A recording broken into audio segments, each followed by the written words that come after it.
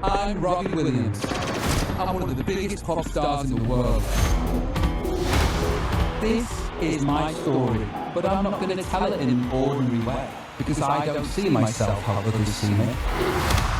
For the next 2 hours, your ass is mine!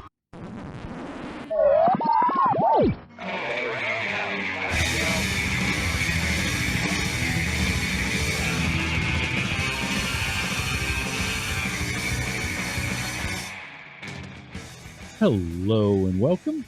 Welcome and hello. Welcome and hello. If you haven't seen. So it's a show where we talk about movies, and specifically, we talk about a movie at least one of us has never seen before. I'm your host, Travis, aka TV's Travis. This is episode number 305. And our movie this week, brand new, Better Man. And joining me to talk about it, because he wanted to talk about this one a lot, the rock god of podcasting, it's Charles. Charles, how you doing? I'm good. There was a little bit of a gap there because I tried to jump in on the, well, hello and welcome, because I love your intro so much. Every time I hear somebody go, hello, I hear and welcome and hello. Yeah, so good. Yeah, man, I saw this and well, you know what? You're going to ask the relationship to it and all this, but I did tag you up and said, hey, you're the guy. I need to talk to you about this. Yeah, so we had been talking about getting you back on and what to talk about, and you had brought up Wicked. You had seen that, and you wanted to talk about it, and I was like, cool, that'd be a fun one to do. And then I get a message from you a few weeks back, and you're like, you know what? Someone else can do Wicked. I just saw Better Man. I got to talk with you about this. And I had seen the trailer for it, so I was like, all right, sure, let's go for it. But I want to know your kind of background to what made you check this movie out, and then why did you want to talk about it so much briefly, and then we'll dive into it a little bit more. So I didn't actually go see this on purpose. Interestingly enough, now I'd seen the commercials. I thought I was vaguely aware of Robbie Williams, but seeing how idiotic America has responded to just the commercials for this movie, I apparently was more aware than most people. And I love biopics and I love music. So biopics and about musicians is my jam. And this was done by the same producers, I believe, as Greatest Showman, or Same maybe director. some of the same writers. Same director. Okay, yeah. Yep. So I knew it'd have some of the same heart in it. Mhm. And I ended up, my wife and I have the AMC A-listers club, got into that a few years ago, and we try to make it a thing to go to movies all the time. And AMC does this amazing thing called Screen Unseen, and that's a hashtag. You can put that on your show when you publish it. Hashtag Screen Unseen, and maybe you'll get free passes, is what they say on the screen when they want you to promote them for free. But it literally is what it sounds like. You just know the rating, you know the time slot. That's it. In fact, they've even narrowed it because people are guessing so much and kind of spoilering it. I'm a part of the mega thread on Reddit because if I miss it, I like to go after and just see what it was. Sure. But they've even started giving you an estimated runtime, so you can't even nail it down to, it's this movie because of that runtime. And I love it. That's my biggest complaint with all of movies nowadays is I just, I remember the days. Those were the days, Travis. If only somebody did a show called that. Yeah. But the days where you would show up and you did not miss the previews because it would tell you what's coming out this summer. And that's the only way you found out. And it was so cool and surprising. And you just never had anything spoiled unless somebody did it for you specifically. Mm-hmm. And Screen Unseen brings that back. Is you walk in and I've seen some okay movies. I've seen some great movies. I've definitely seen a lot of movies, especially biopics, especially documentaries, especially Bleecker Street films that I probably wouldn't have gone to see. And then I would have forgotten by the time I hit streaming. Sure. And so it's a great way to expose an audience to possibly a smaller film that gets some more word out there, get people going. So that's how I ended up seeing this film. That's really cool. I love that because I'm with you. I like, I miss the days. It's weird. We live in the best of times and the worst of times as a movie fan, right? Because it's great. We have unprecedented access to behind the scenes and how things are made, and the artists love to talk about it, and we love to get these breakdowns of how things are made. We also have so many more people talking about movies and about their experiences with it. But the flip side of that is the trailers you see before the movies and all over everything everywhere. Like marketing is so much even more saturated than it used to be. And Yeah. I never had like the terrible marketing saturation because I don't live in a major city. So I don't have like bus stop advertisements and just stuff plastered on Yeah. construction walls and all Yeah. that kind of stuff. But you know, it's so much more, and on top of that, like you mentioned, there's spoilers and there's people that will talk about a thing right away, which is funny because we're going to talk about this movie, but that's okay. We're two of like the 17 people that went and saw it. Yeah. So I'm going to tell you now, we'll talk positively about this movie. So, yeah, so I as you had can imagine, seen, I called him up and go, hey, let's talk. yeah, well, and I had seen a trailer for this, and I was like, my initial reaction to it was they're doing a Robbie Williams biopic because I remember him. I remember specifically the songs Millennium. Um, Yeah. Yeah. Yeah. in part because number one, it was a really catchy song, but they also like the song itself was good, and part of it was they used a sample from the James Bond film On Her Majesty's Secret Service. Or no, You Only Live Twice. It was the only You Only Live Twice music was the sample hook for that song. So I remember that. And he also did Angel or Angels. Yeah. See, that one I was very familiar with. I thought that really it was everywhere on Mhm. the radio in America when it came out. So that's Yeah. why I thought more people might know more about him. I was familiar with that big solo show festival that he sold out and did. I vaguely remember that, but in the UK, he's a big deal, and he was even He's so Prince in the much UK. more. Yeah, he was so much Yeah. bigger there than he ever was here. But I still thought it was interesting. I'm like, all right, cool, that looks neat. And then there's the hook, the idea that wait, but he's a CGI chimp. He's a chimpanzee in this. That's a choice to make. And I didn't Yeah. know anything else about it, so I went into this as blind as I could. When you said, "Let's do it for the show," and I said, "Cool," I hopped in, I went and saw it, and I knew it was about Robbie Williams, and I had a rough idea what type of a story we were going to get because it's a musical biopic. That was it. That was all I went into it with, and I walked out of it thinking really highly of this movie. I had a great time with it Good to hear.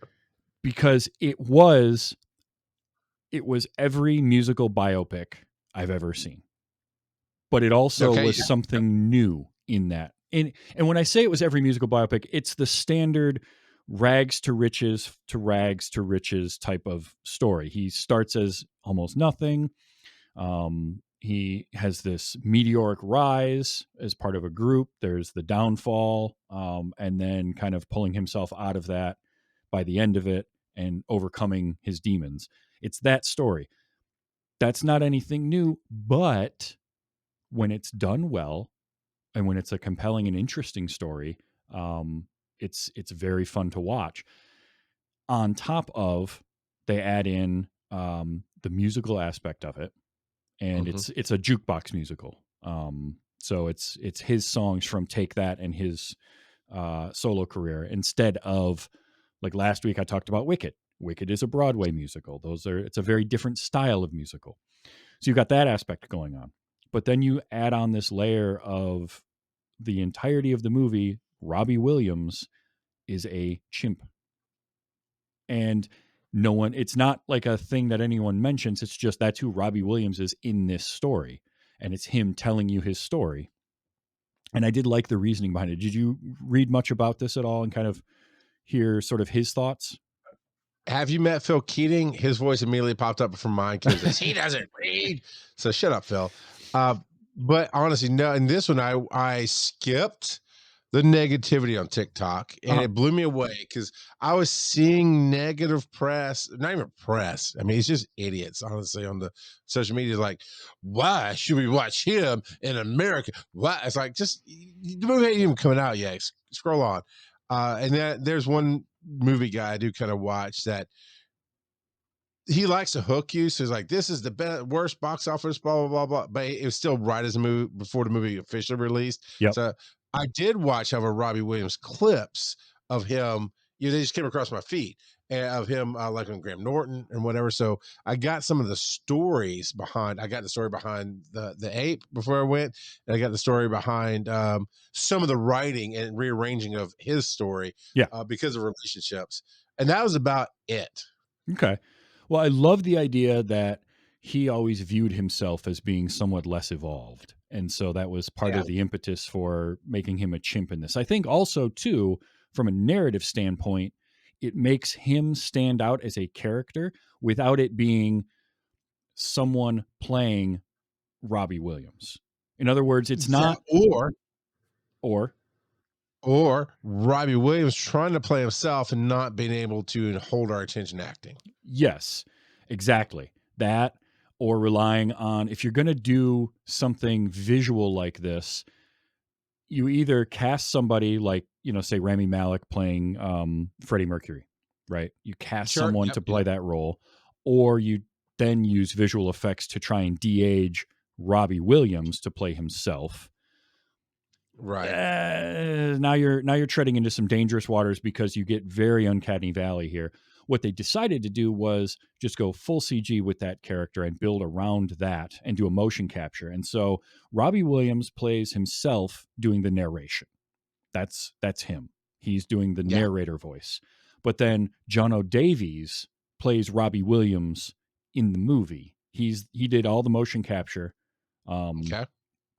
And he also provided the voice of the character of Robbie, from what I understand. And watching some of the background or some of the behind the scenes stuff on this was fascinating to see. Like, everybody's in costume, and then there's John O'Davies in a gray spandex leotard with the motion capture rig painted up Right. with dots, doing everything while while this is all going on. But so they get that, and then they make him into a chimp. And here was the thing. I wasn't sure. I knew he was going to be a chimp in the movie, but I was like, all right, are they going to pull this off? What's this going to be like?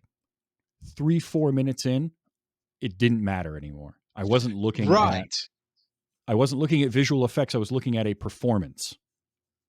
And 100%. And I loved that so much, especially in the really, really emotional scenes. mhm, Oh, this is perfect because at some point my brain just went, oh, it just transitioned. It's like I was lost in the film and I'm like, oh, this is so perfect. I mean, I'm yeah, not getting pulled out of the film at all when he's being super upset or high or both, or what, and it's like they just CGI'd it, and that I thought was a great choice because I felt more connected to those scenes. I did too, in that you get to really like just get lost in that. And they went for it right away. Like, the first scene is a child Robbie Williams playing football with Yeah. his mates. I think it was kind of rainy too, and like Mhm. it's very physical, and there's a lot of camera movements, and they plop you right in that. And by the end of that scene, you just buy that he's there.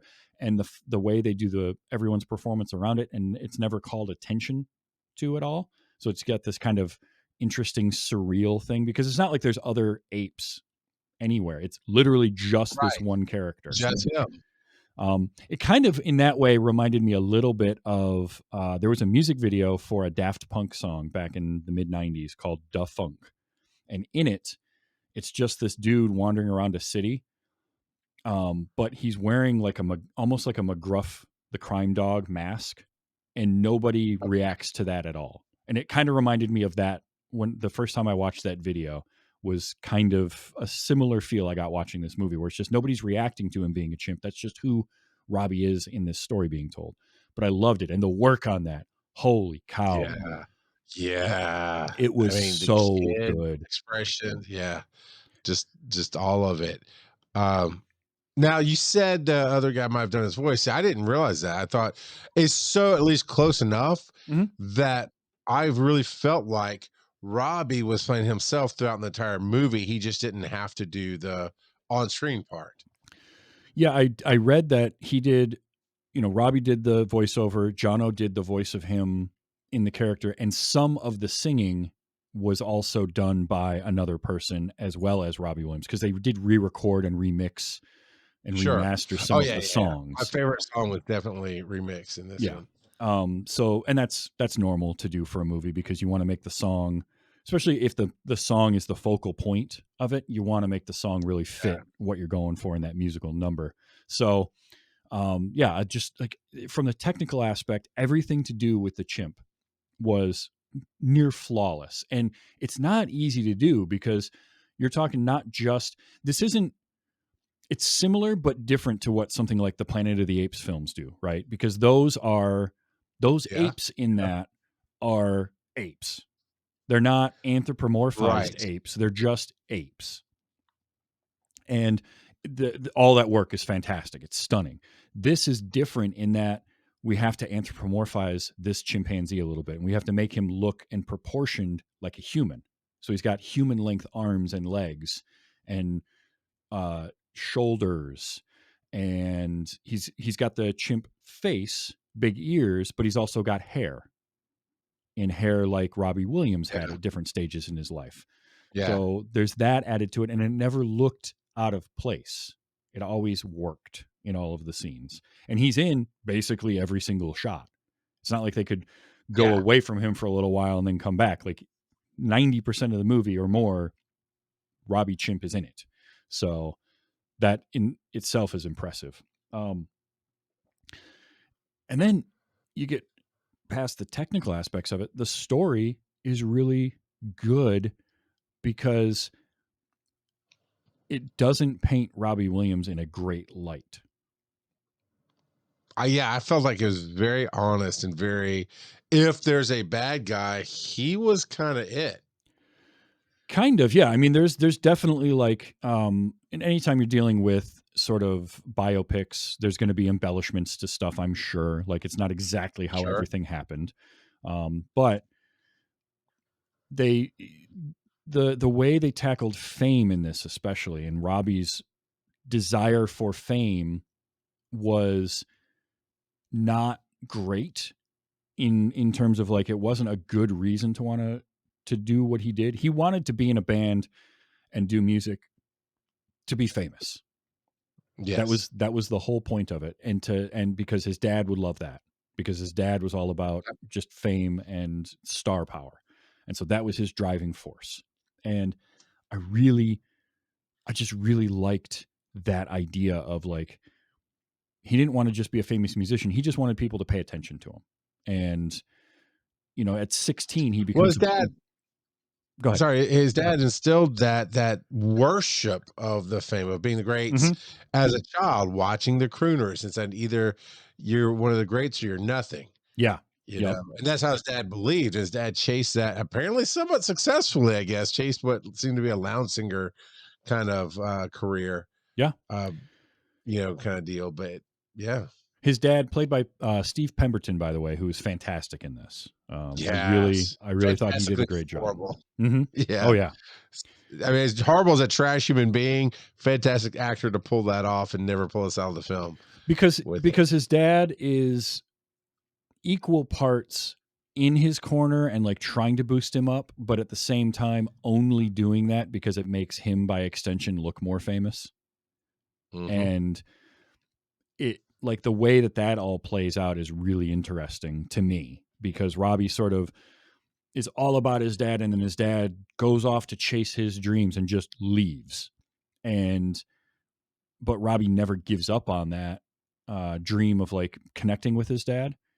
And even when he thinks he's made the connection with his dad, it's not for Yeah. the way that he thought it was. Um, Yeah. and his grandmother, Betty, played by Allison Steadman, was fantastic as well. That early scene where young Robbie's taking a bath after Yeah. it's right after the first musical bit, right, where him and his dad are singing along to Frank Sinatra, and then he bumps the antenna Yep. and kind of Yep. And goes ruins for the the set. moment. Yeah. Yep. That scene right after that where he's in the bath is so good.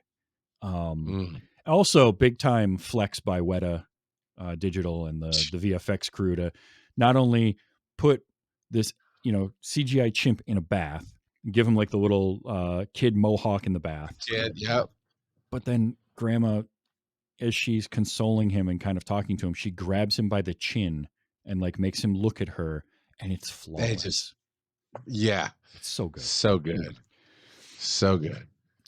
But throughout the whole thing too, like Robbie's painted as this not sympathetic character, right? Sometimes in these biopics you get like, oh, they turned to drugs Yep. because of this or they drank because of that, and like this doesn't sugarcoat any of it. Like he drank and he did his drugs and all of that, and it was equal parts dealing with his internal demons and like his inner voice of you're not good enough, and also just Mhm. that's what he thought he was supposed to do as a famous musician, as a pop star.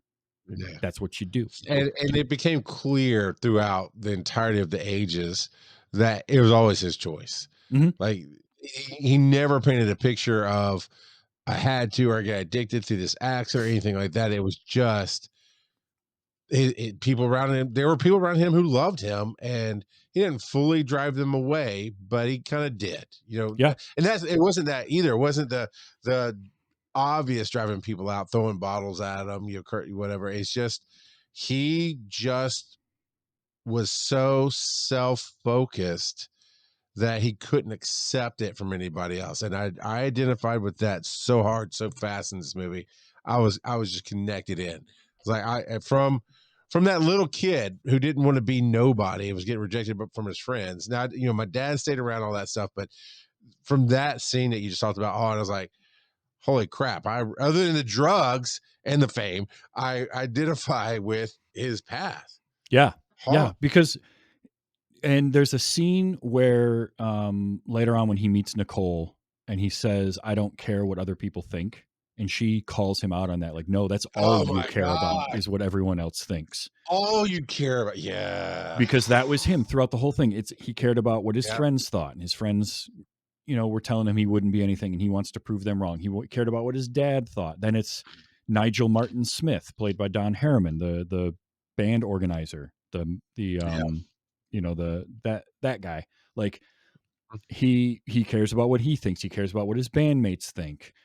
He doesn't, like, early on they're doing Take That is doing all of their shows in the London gay club scene. And that's not Yeah. really what he wants, but at the same time, it's still giving him the attention that he wants.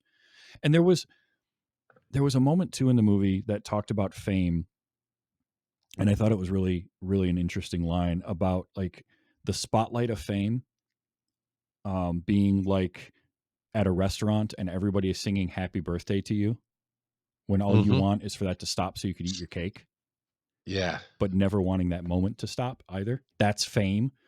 That's what Robbie is chasing the whole time, is that feeling. I loved that because it's such an honest look at fame. It really was. And the thing I took from the interview with Robbie Williams, he was asked about how he doesn't paint hardly anybody in a good light. Mhm. Someone's pretty negative. And he said, well, I lose the name of the lead singer of Take That, but the lead singer of Take That, who wrote all the songs and blah, blah, blah. Yep. They've made amends, and obviously they actually address that towards the end of the film. Yep. They've made amends in real life, and who knows what their real relationship is now, but it's better apparently. So he did send him the script before making the film, and apparently he's the only one he checked with, I guess.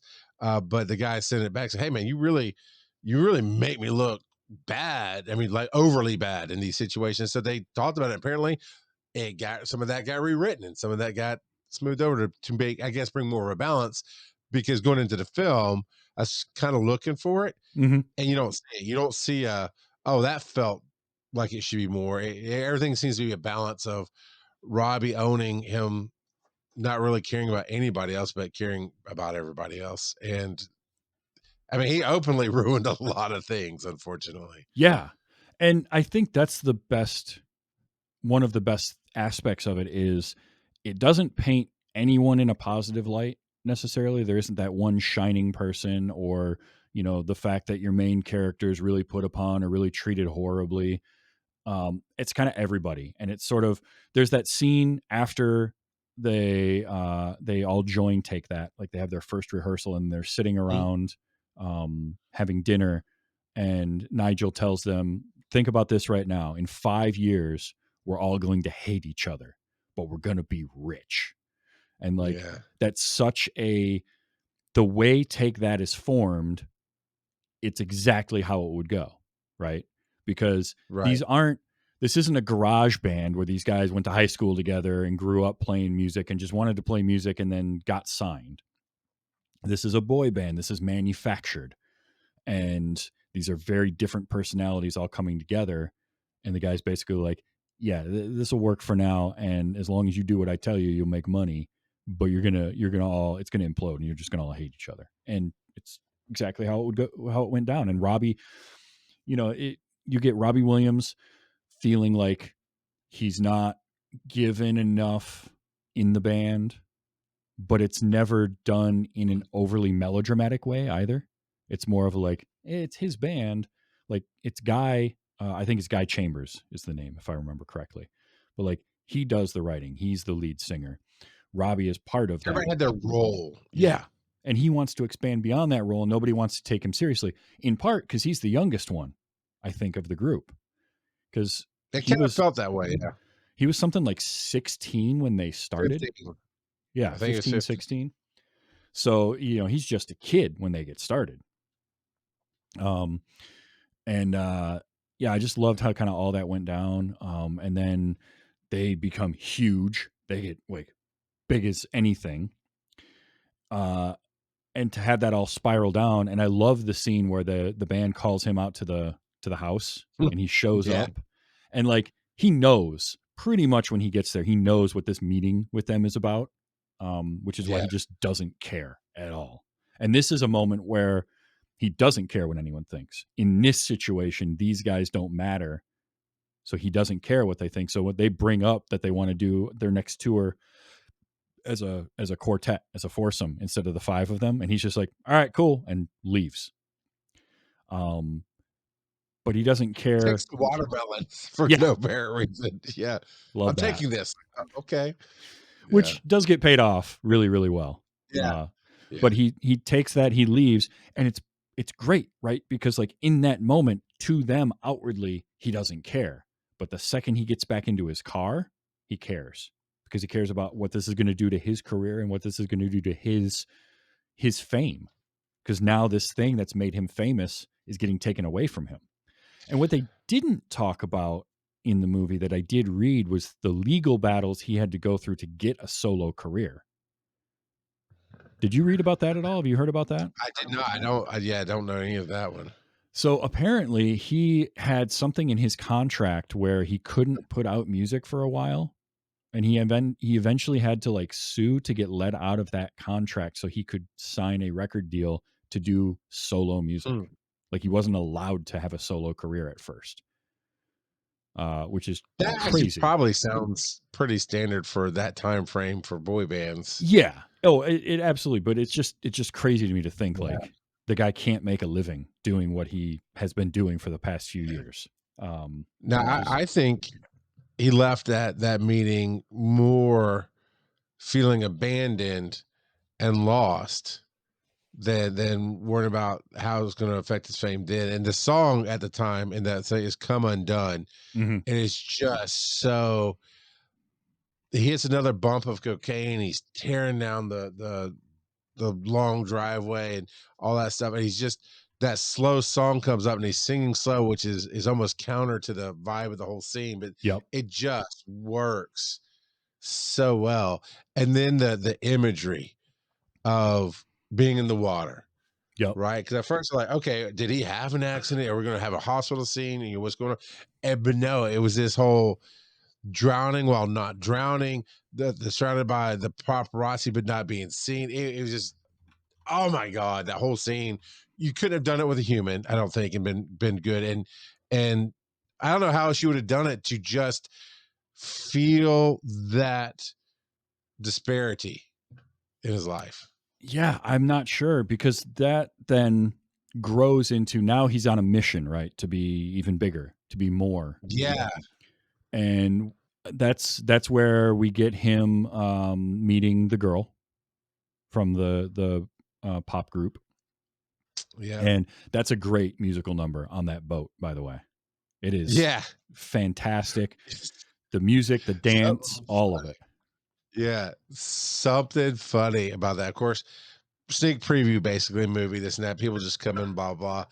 Most people in America really don't know Robbie Williams. So it stands to reason you wouldn't know who he meets on that boat, right? Right. Because we don't follow that story. We weren't part of that time, any of that. Also, they're not going to have the singer or whoever, whoever she wouldn't know at the time she was a singer in a female band, but it's an actress. So as they're at this party and he says something to her and she takes the mask off, he goes, "Oh, of course." I heard some lady in the crowd like, "Who is that? Who is that?" Like, nobody's gonna know, lady. Shut up and watch. Nope. They're gonna Nobody's gonna have explain a it, I'm clue. sure they did. Yeah. So dumb. Nicole Appleton of All Saints is the character. And I And do I remember knew All Saints in the I 90s. remember All Saints. Yeah, especially that number one hit song that they do feature a little bit in the film. It's like, oh yeah, no, I was real up on that band. So him meeting her, and now we get kind of act 2 of his life where he gets to do his solo thing. We get blonde Robbie, which was a great look, the platinum blonde that he did for a little while. Yeah. And again, it's that whole like really caring about what everyone else thinks when he sees Liam Gallagher when he's out at a bar. And I mean, Oasis was huge worldwide at this point. So Liam Gallagher being there, like that's huge. And he just wants to be cool with Liam. And so like, yeah, it's just all of that kind of stuff where, he had the highs of being in Take That, and now he's out of that. And now he's got to build back up and restart his career. And so it's the combination of like starting to write his own music and put things out there. I did love the scene with the producer when they're starting about it, and the guy tells him like, song is no good. Yeah. The song is only cost you something. Yeah, song is only worth what it costs you. Like that was great. And then the line back, if you laugh on the inside because I'm fragile. Yeah. I was like, man, just the come on. To do that, to put yourself out like that. Yes. Is huge. So like there's that scene, and then of course he gets big, right? He gets big time. To the point where he's going to play, what was the festival? It's not it starts with a T, TANF or whatever, but it's like Woodstock or any massive festival in America. I mean, it's just Coachella, right? It's just this massive huge thing. Except wait, no, he did play the festival. I'm getting ahead of myself. You're not talking about his solo one.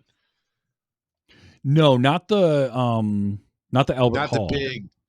Yeah. No. Before that. So yeah. We're talking about the same thing. So that was so interestingly enough, right? He's talking to, I want to say Liam Neeson. That's not right. Slightly different.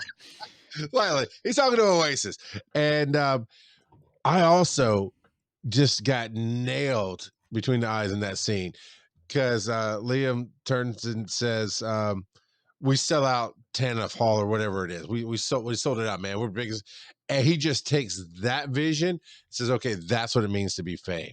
Yep. And too many things in my life have happened that way, where somebody else went, "Hey, you've really got where you want to go if you do this thing. If you made it to this thing," and he didn't give a crap about actually trying to sell that place out. He gave a crap because the person he saw represent fame said that's what it was. Yes. Yep. It didn't matter what it was. It was the fact that Liam Gallagher told him that.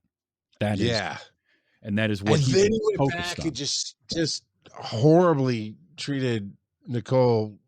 It was a mess because that was her night. That was her night of getting number one and being recognized and this and that and the other. And then he just craps. And man, he had the support. He had the belief. She truly, at least in the way it's portrayed in the movie with the actress, and I would think he would portray it differently because he had all the rights to. But just at least in the story, she believed in him, and she was really truthfully meaning, "Hey, man, yours is next. You're the next one up." And he was, it broke me. He's so damaged. He couldn't even accept that from her. He had to push her away again in that moment. Yep. Yeah. And when he finally does start building up and start like his career starts to take off, who comes back into his life but his dad. Yeah, every time. And Every time. he's always there to ride on his coattails and be along with his famous son. And it's just like that was heartbreaking to see every single time, Yeah. because we as an audience can see exactly what's going on, but Robbie can't and doesn't Yeah. want to. And then those moments where they're backstage and Zaz obviously going too far, obviously holding that coattail too hard, and Robbie snaps off at him, Mhm. and then he just that gaslighting where he just what he leaves hurt, and Robbie immediately is that wounded lost kid again. Couldn't basically no, I didn't mean it. I was like, but you did, and you Yeah. should have met him. Oh my, yeah, Oh, so yeah. heartbreaking. Just so much of it. And the music again. Okay. Did you have a favorite song Oh yeah. that was in the movie? Okay, what was that? What was your favorite song in this? I'm a close second, but my favorite song is "Feel," when him as a child is singing with "The Memory of Dad," Mm-hmm. and it just goes up and it hits this. And I've got the lyrics. We're gonna read them at the end because I know you have a lot of clips. So I'll be your human clip. I have to read the lyrics. It hit me so hard. We'll talk about that later. But that's it. And the way they shot it, where he's obviously sad, singing Dad's already left. He knows Dad's gone. He's kind of coming to terms with it. But then he's singing to the coat, then becomes Dad, and then Dad's gone again. That was it. But the lyrics of that song just get me. Yeah. By the way, the big festival one that we'll get to was Nebworth. Okay. Nebworth, where I he know where played I got the T from. But yeah. 375,000 people. Yeah, and I think this is a huge arena. Is what it felt like because Yeah. the famous line is he comes out, for the next 2 hours, your ass is mine, and Yep. you don't get 2 hours at a festival. No. What was your favorite song? For me, honestly, my favorite song, because I love Millennium. That was the first song of his that I heard. Okay. And it's not in the movie really. But No, the one that is during the Take That segment, Act 1, and it's Rock DJ. That song is really great. And I remember, so that was a solo song of his. And I remember the video for it, because the video is bonkers. Like, the music video for Robbie Williams' Rock DJ has him in a room, and there's just a bunch of people roller skating around him like a skating rink. And there's a DJ, and he's standing in the middle of it doing the song. And it's just a bunch of models, a bunch of women roller skating around him. And as he's doing the song, he starts stripping, and he strips down, and then eventually he strips down, and then he starts like peeling his own skin off.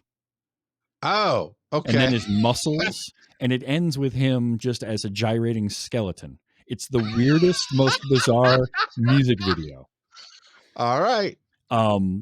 And it's kind of nightmare inducing. If you watch it on YouTube, it's a little crazy, but the song is great. And the musical number in this movie is fantastic. That musical moment, it's all in a one-shot style, and it's the band, and they're doing like straight up, dancing musical type stuff on the street. Now, I found out afterwards, because I watched it and I thought, this is really cool. And it's got these great costume changes and like transitions from location to location into the shops and out of them. And it's on Regent Street in London, which is a very famous area of London, full of shops and all that.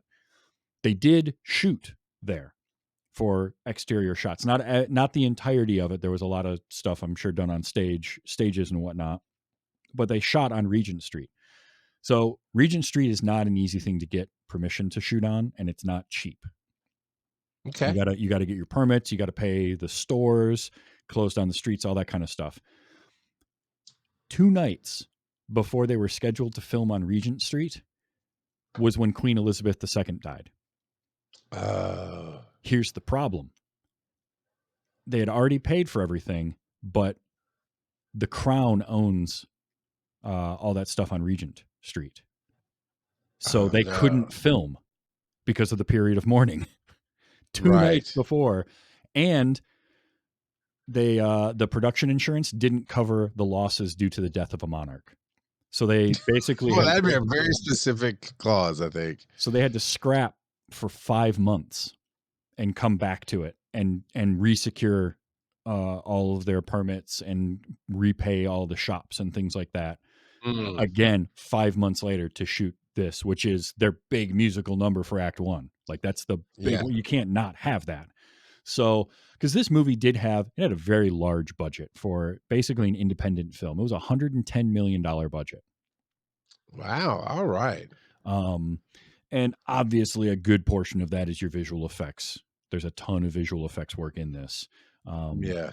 But I think that I'm pretty sure that whole thing with Regent Street probably pushed that budget a little higher than what they had originally planned for. But that was just crazy to think, like, because they had been rehearsing and practicing so they could shoot very efficiently, right? Because they got dance sequences to do. So doing all this rehearsal and then 2 nights beforehand, there's no way they could predict that. Now they got to wait 5 Yeah. months to shoot it again. It was crazy. But that whole sequence is just phenomenal. Like it's great. It's great choreography. The dancing is all super fun. The energy is amazing, and that song. Yeah. It was very Greatest Showman kind of meets Bollywood. Yep. Yeah. Which I And that mean vibe. makes sense. Michael Yeah. Gracie, who directed this, directed Greatest Showman. So Yeah.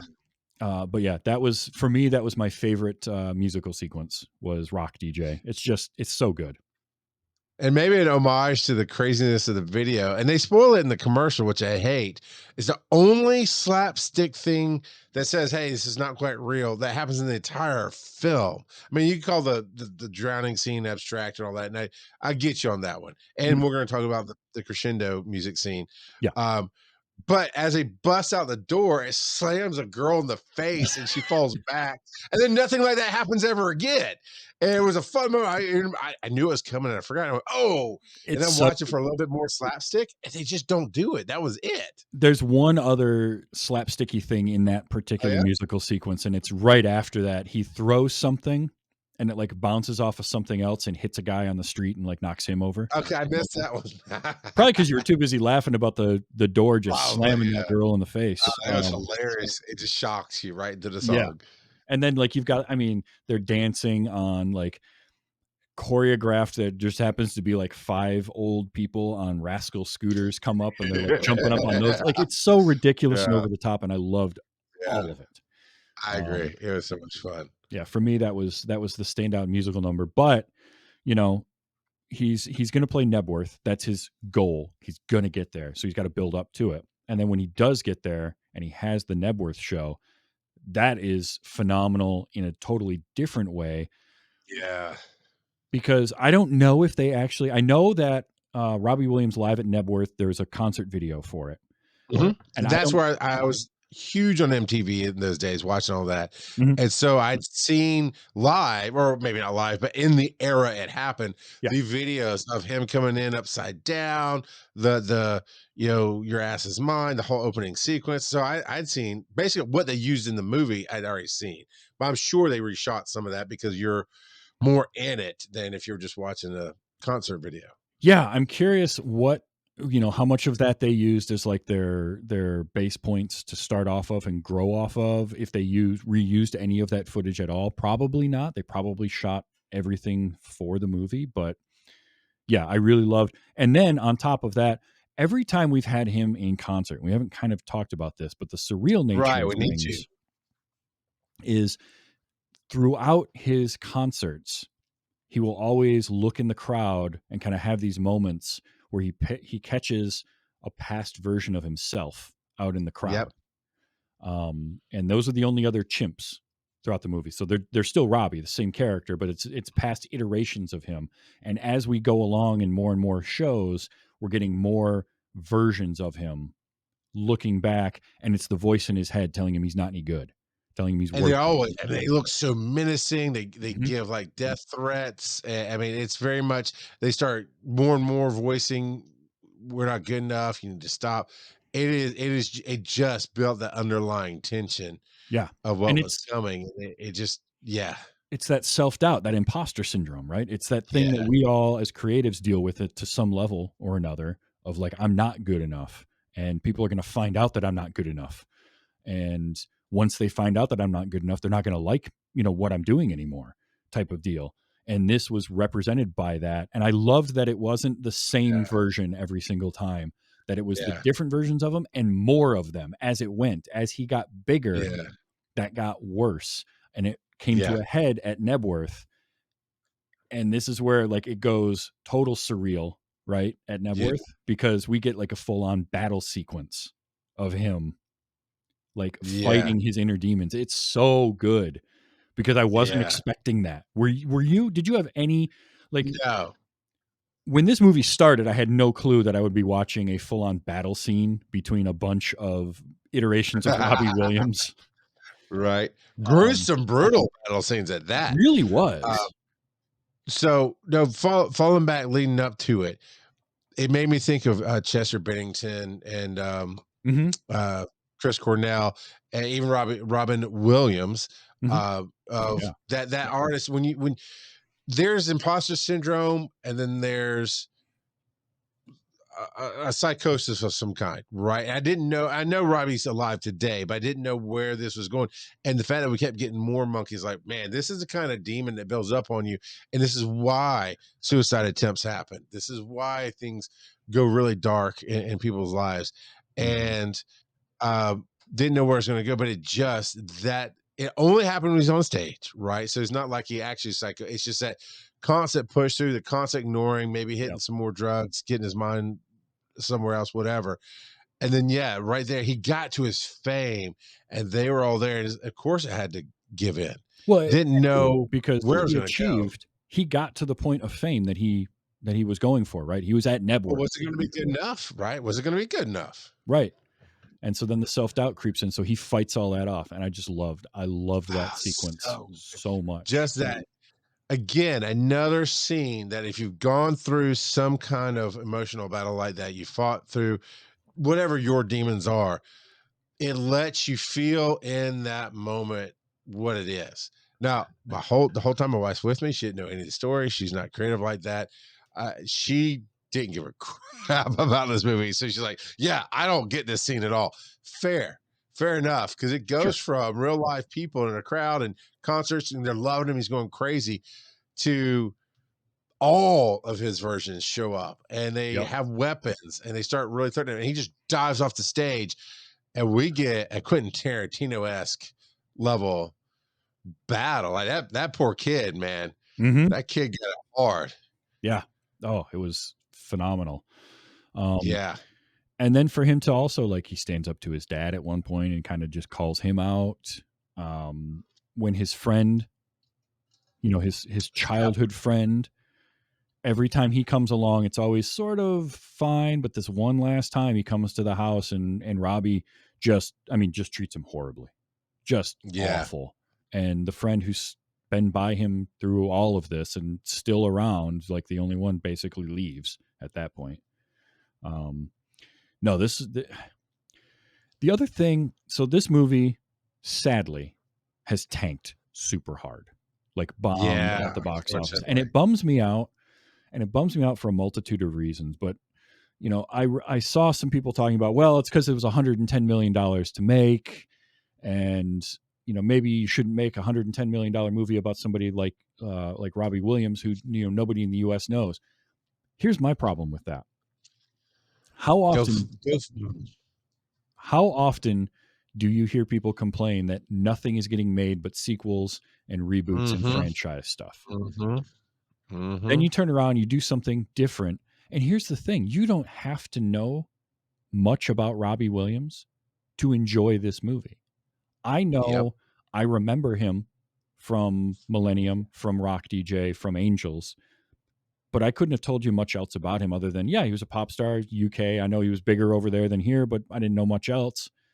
Didn't matter. Doesn't matter because the story is fairly universal and it's compelling.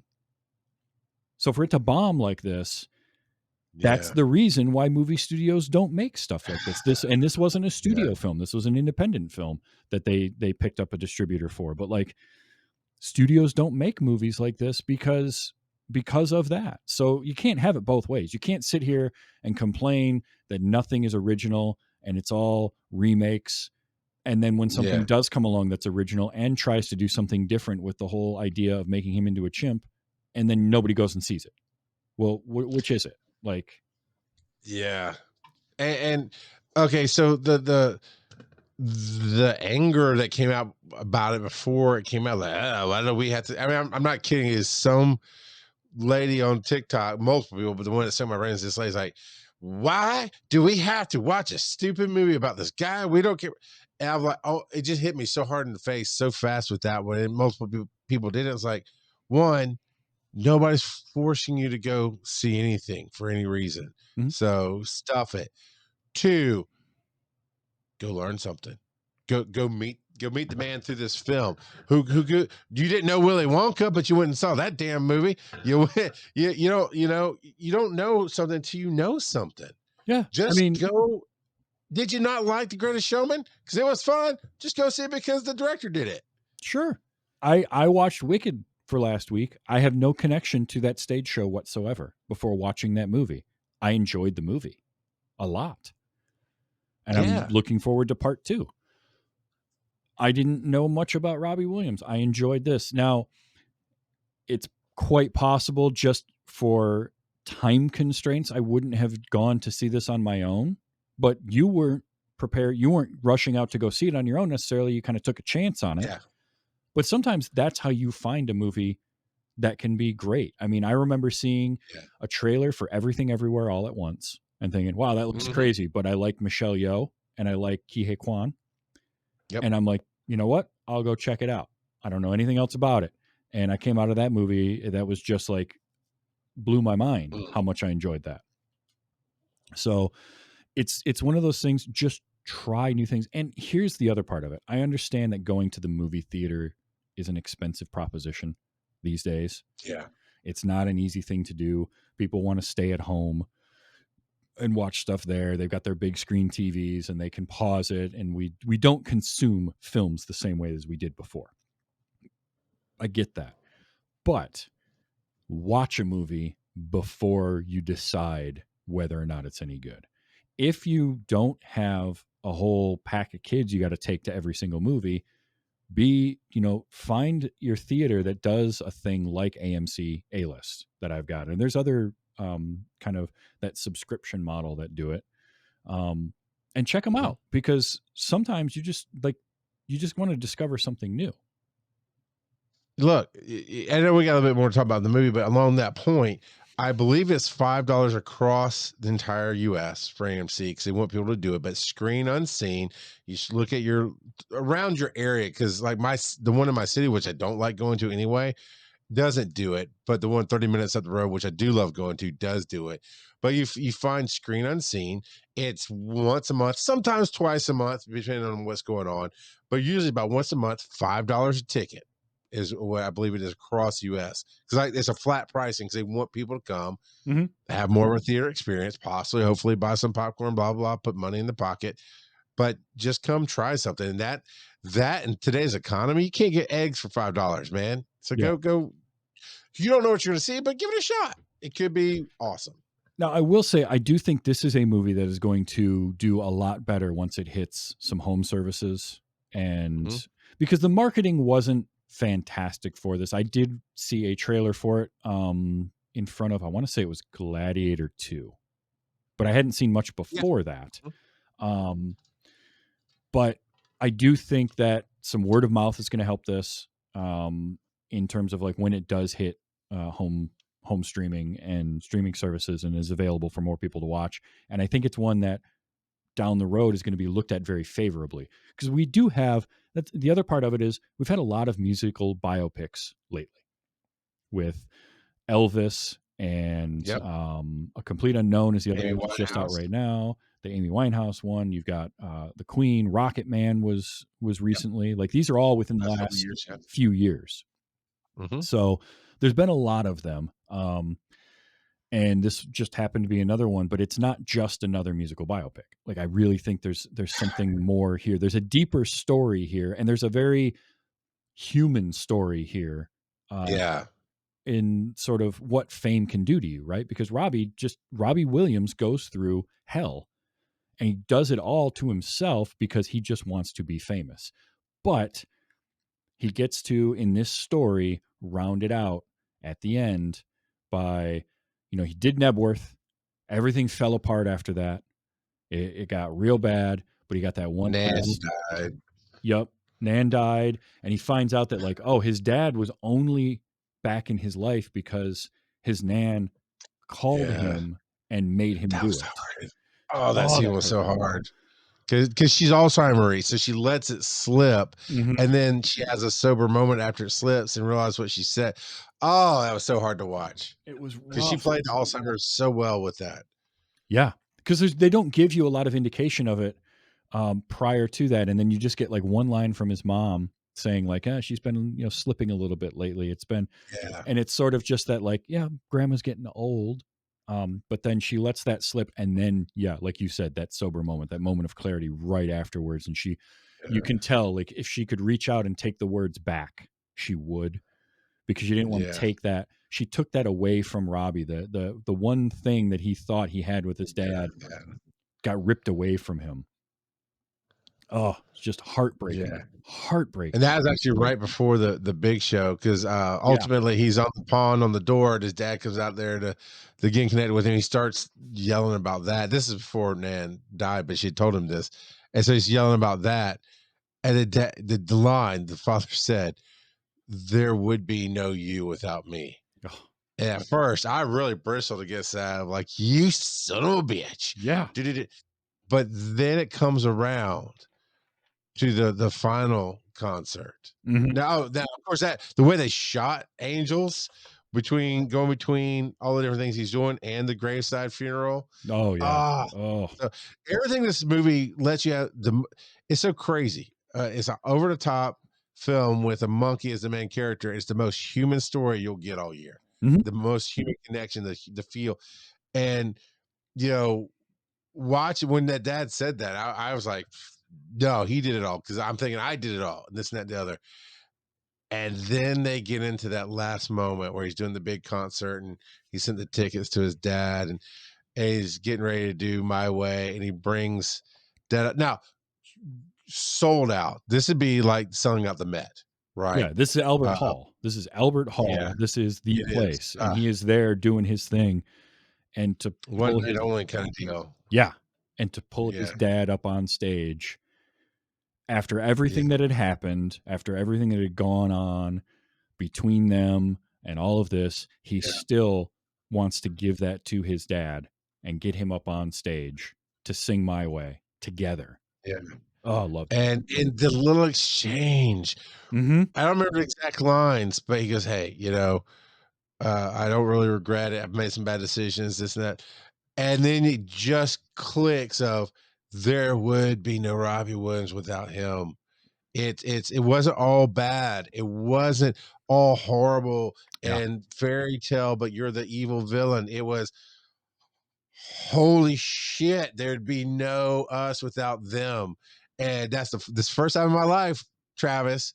I'm not bald like a baby. I don't cry. I just had that just like dad did. I had that tear just coming down my cheeks. And I'm wiping it, and I'm like, God damn, I wish Phil was here. God, I need to watch this with Phil.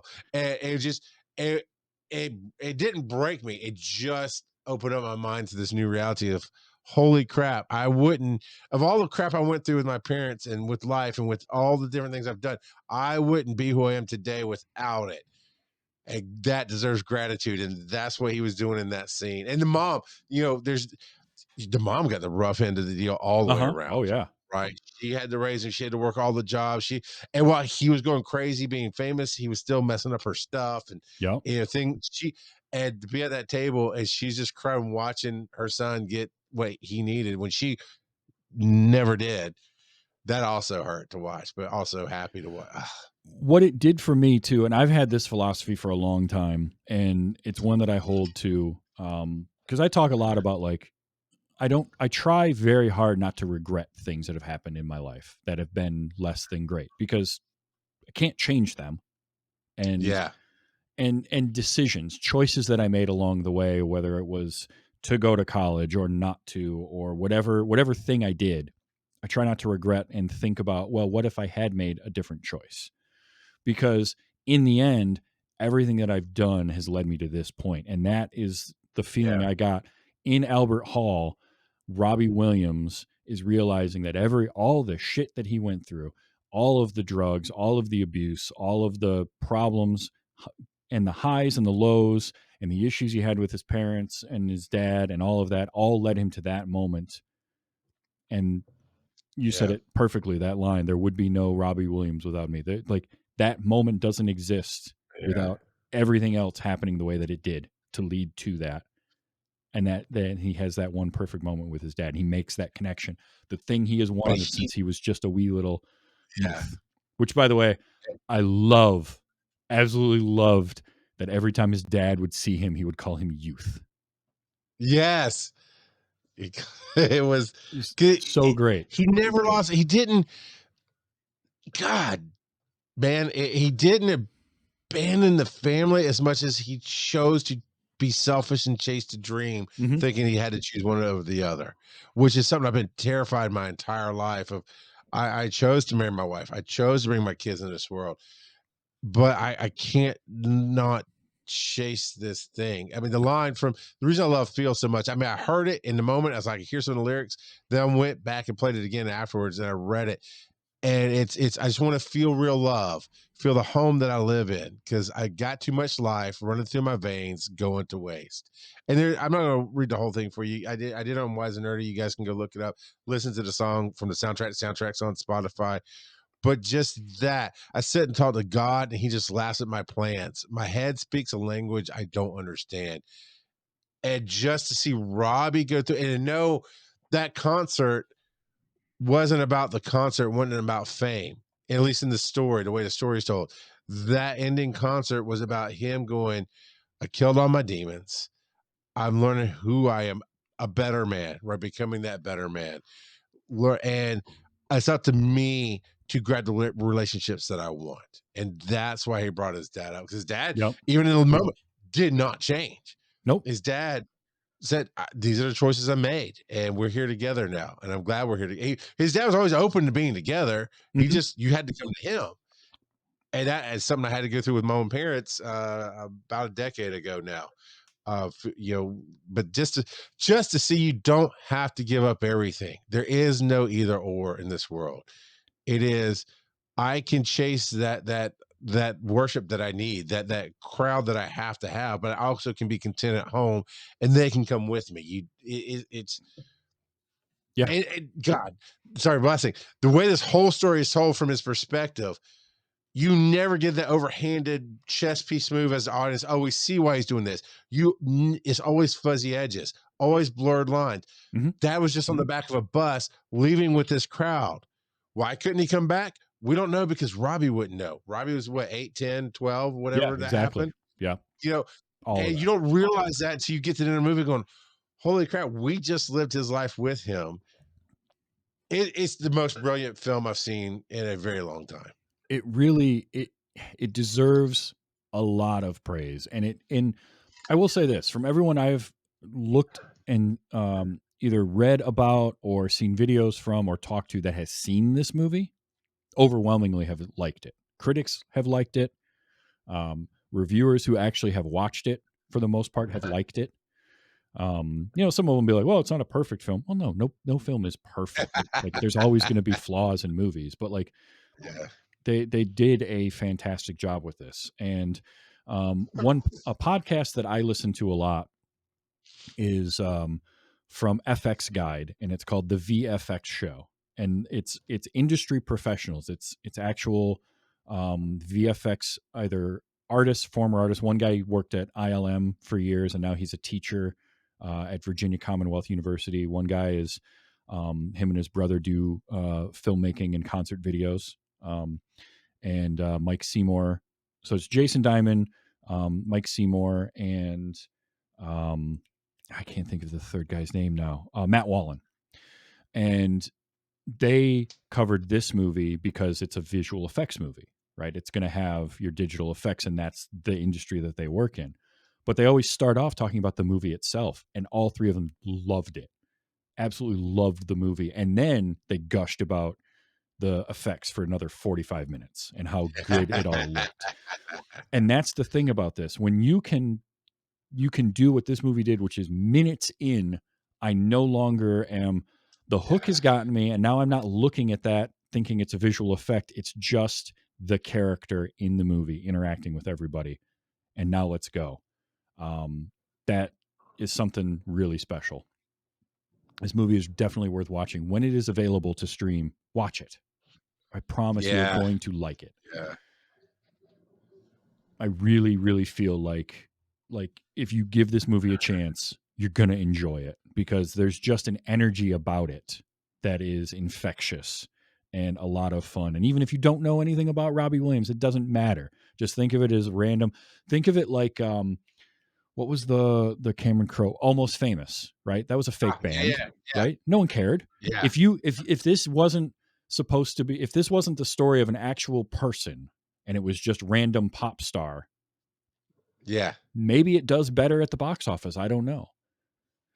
Although and Sing 3 in live action. Come on. Yeah, exactly. So no, this is totally worth it. This was a great choice to watch. Thank you. So thank you. I'm glad. I knew your perspective, whether you liked it or not, your perspective would be great, and you would understand where I was coming from on a lot of the aspects, and I'm glad you loved it. Yeah, because again, it's got the visuals to keep you interested. The music is great, but also the heart of the story and the fact that it isn't a glowing depiction of fame, of pop music. Yeah. It's not I was good and I was trying and nobody else, gave me a chance. There's it's both. He wasn't looked at very favorably, but also very self-destructive. Mm-hmm. So it just felt real and human. And I loved all of that. Yeah. It was a great choice. And I'm glad that you got me to see it. And because I may not have taken the chance on it otherwise, which would have been a shame to miss something like this. And that is what this show is all about. It really is. You tend to really bring out those movies. Yeah, some of them are big name ones, but you bring out those ones. Hey, you didn't get a chance to see this, and you should have. Yeah, and definitely when you get a chance, see this movie because it's good. Better Man was a lot of fun. So Charles, you, aside from being the rock god of podcasting incarnate, you got some shows and some things that you work on. What are those? Where can people find you talking about what you like to talk about? The easiest link is Linktree. That's linktr.ee/RGOP42. Says for Rock God of Podcasting. Of course, 42 is the answer to life, universe, and everything. That's right. And the shows are Wise and Nerdy, where we're happy to have Travis on soon. And I know it's where fatherhood meets fandom. Everyone's like, what if I'm not a father? Do you have fatherly advice you can share? Can you show what a life is as a dude who works and has stories to tell? I bet you can. So our audience is fathers, but we love entertaining and Be Awesome Together with Tyra Burton. Mm-hmm. And you've been on that one a few times. Well, we just had your friend Phil Root on. Yeah. Dude, I don't know if you went back and listened, but the first probably 20 minutes of that show was all about TV's Travis, and it became Welcome to Travis Talk, where we're going to talk about TV's Travis. I got to remember to get that check out to Phil. He put you and me in the same boat. Everybody thinks I know everybody, and he's like, man, if you talk to Travis, like, oh yeah, I'm gonna go on this. Oh yeah, I know that show. I know those guys. I've met them. So you know everybody. Now I know everybody. So I guess we are the Illuminati of podcasting. Apparently, so that works. And so yes, Be Awesome Together on Wednesday nights on YouTube, Facebook, and Twitch under DC Digital Media Track, and then Thursday nights is Wise and Nerdy on YouTube. And the podcast is everywhere. Excellent. This podcast is also everywhere. And if you do like it and you want to catch it live, you can do that Sunday nights, 8 p.m. Eastern time in the U.S. And we do that here, twitch.tv/TVstravis, on youtube.com/@TVstravis. I'm TV Travis on every social media platform. If it's out there, I'm on it. I'm probably posting to it. I have a Discord, and I'm a member of several other ones. I you can find all my stuff at tvstravis.com. It's got links to everything there, including the Patreon, which gets you not only this show, which would always, if there ever are ads, there will never be ads on the Patreon feed. But you also get bonus content. I've been going through watching The Fall of the House of Usher and giving my thoughts on each episode of that. I'm just about done. I've got one episode left to go, and then it's on to a new series. Those are Patreon exclusives. You can't get those anywhere else. So that's the kind of thing for that. But yeah, tvstravis.com.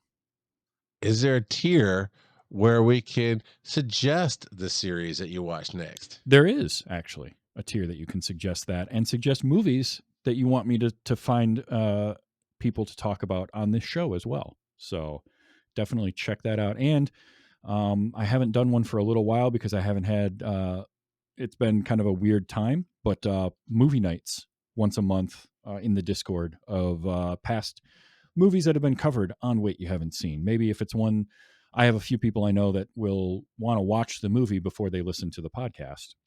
So sometimes we'll do some group movie catch-up nights, I like to call them. So you can find all of that, patreon.com/WYHS and tvstravis.com, which has the links to that, to all the socials, as well as there's merchandise there too, which is always kind of fun. And the Discord. Come join the Discord and start up conversations on your favorite movies. We got Theo from the Part-Time Gamers likes to pop into the Discord and bring his dad jokes. Today's was Today's was a picture of a shovel with the caption "groundbreaking technology." So, yeah, no, it's good for an eye roll and a groan.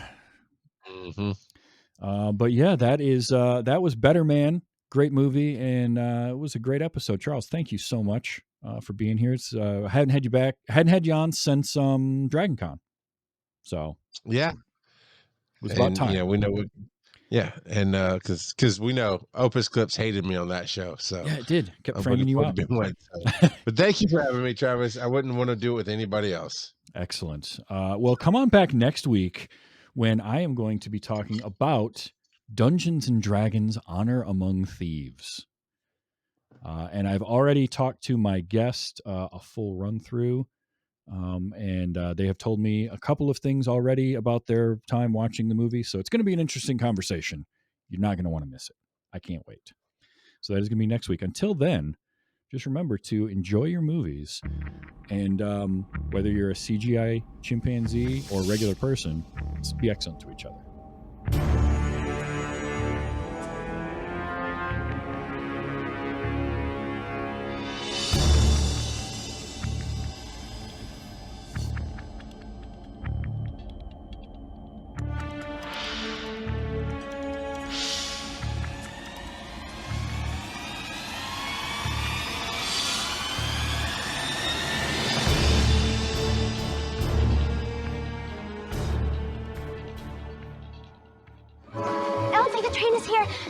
Cutest little man with a mustache. You gotta see him.